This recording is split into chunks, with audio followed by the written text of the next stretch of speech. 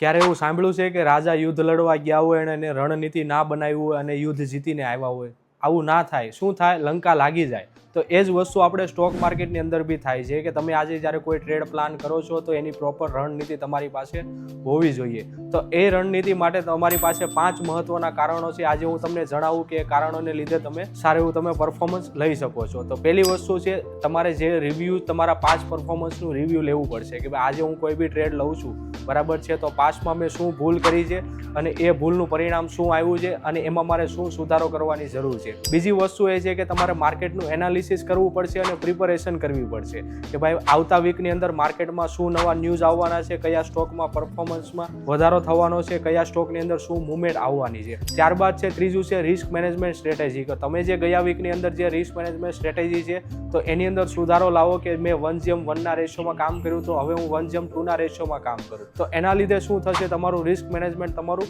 Proper થશે. ત્યારબાદ ચોથી વસ્તુ છે સ્ટ્રેટેજી ડેવલપમેન્ટ અને એડજસ્ટમેન્ટ. તો તમે કોઈ બી આજે ફ્રી ઓફ ટાઈમમાં તમે બેસો છો તો કોઈ એવી નવી સ્ટ્રેટેજી બનાવો કે જે સ્ટ્રેટેજીના લીધે તમારે માર્કેટની અંદર સારું એવું પરફોર્મન્સ મળે અને તમારા માર્કેટની અંદર પ્રોફિટના ચાન્સીસ વધી જાય. ત્યારબાદ છે એજ્યુકેશનલ ગ્રોથ. તો શેર બજારમાં તમે ગમે એટલું શીખશો ઓછું જ પડવાનું છે. તો જ્યારે બી તમે ફ્રી બેસો છો ત્યારે નવી સ્ટ્રેટેજીનું પ્લાનિંગ કરો, જેના લીધે શું થશે કે ભવિષ્યની અંદર સારામાં સારું તમારી પાસે નોલેજ આવશે. તો આવીને આવી રીલ જોવા માટે હમણાં જ આપના પેજને ફોલો કરો.